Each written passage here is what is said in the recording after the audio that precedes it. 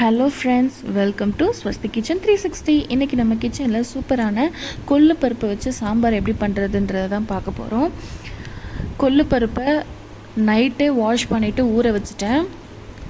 3 கைப்பிடி அளவு கொள்ளு பருப்பை ஊற வச்சுருந்தேன். காலையில் அதை குக்கரில் ஆட் பண்ணி மீடியம் ஃப்ளேம் வச்சு 5 விசில் வச்சு எடுத்துக்கிட்டேன். இப்போது பருப்பை நல்லா மசிக்கணும். பாருங்கள், நல்லா வெந்து வந்துருச்சு. பருப்பு நல்லா மசிச்சு எடுத்துக்கலாம். அதுக்காக தண்ணியை வடிகட்டி வச்சுட்டேன். கொள்ளு பருப்பு வேக வச்ச தண்ணியை தனியாக எடுத்து வச்சுக்கிட்டேன். இதை வேஸ்ட் பண்ண போகிறதில்ல. இந்த தண்ணியில் நிறைய ஹெல்த் பெனிஃபிட்ஸ் இருக்குது, நிறைய சத்து இருக்குது. ஸோ வேஸ்ட் பண்ண வேண்டாம். அந்த தண்ணியில் நம்ம சூப்பும் பண்ணலாம், ரசமும் பண்ணலாம். ஆனால் நான் சாம்பாரோடு ஆட் பண்ண போகிறேன். இப்போது பருப்பு மசிச்சு எடுத்துக்கலாம். இப்போது வெங்காயம், தக்காளி, பூண்டு கட் பண்ணி எடுத்து வச்சுருக்கேன். கேஸ் ஆன் பண்ணிக்கலாம். கடாயை வச்சுட்டு எண்ணெய் ஊற்றிக்கலாம். கடுகு, சீரகம், கொஞ்சமாக வெந்தயம், வரமிளகா, பச்சை மிளகா, 3 பச்சை மிளகா, 2 வரமிளகா ஆட் பண்ணியிருக்கேன். வெங்காயம் சேர்த்து நல்லா வதக்கிக்கலாம்.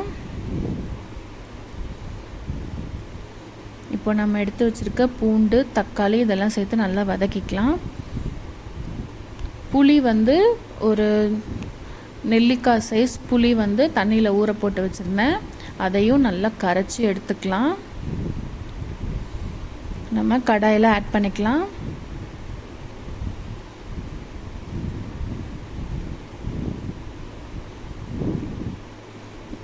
புளி தண்ணி ஆட் பண்ணிவிட்டு கொஞ்சம் மஞ்சள் தூள், நம்ம எடுத்து வச்சுருந்தோம் இல்லையா கொள்ளு பருப்பு வேக வச்ச தண்ணியை ஆட் பண்ணிக்கலாம்.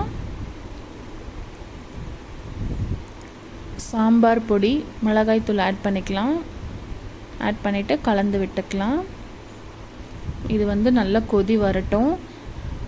இப்போ நம்ம ஒரே ஒரு கரண்டி பருப்பு மட்டும் எடுத்து வச்சுட்டு மீதி எல்லாத்தையும் மிக்ஸி ஜாரில் ஆட் பண்ணி நான் கொஞ்சம் தண்ணி விட்டு அரைச்சி எடுத்துக்க போகிறேன். ஏன்னா கரண்டியில் என்னால் மசிக்க முடியல, அதனால் நான் மிக்சியில் அரைச்சிக்கிறேன். இப்போது நம்ம தனியாக எடுத்து வச்சது, மிக்சியில் அரைச்சது எல்லாத்தையும் மொத்தமாக சேர்த்து கடாயில் ஆட் பண்ணிக்கலாம். உங்களுக்கு தண்ணி வேணும்னா கூட இன்னும் கொஞ்சம் நீங்கள் விட்டுக்கலாம். இல்லை நல்லா திக்காக வேணும் அப்படின்னா தண்ணி நீங்கள் ஆட் பண்ண வேண்டாம். நான் சாம்பார் பண்ணுறேன், அதனால் நான் கொஞ்சம் தண்ணி ஆட் பண்ணிக்கிட்டேன். நல்லா கொதித்து நுரைச்சி வரணும். நான் இன்னும் கொஞ்சம் மஞ்சள் தூள் ஆட் பண்ணிக்கிட்டேன். பெருங்காயம், சால்ட் ஆட் பண்ணிக்கிட்டேன்.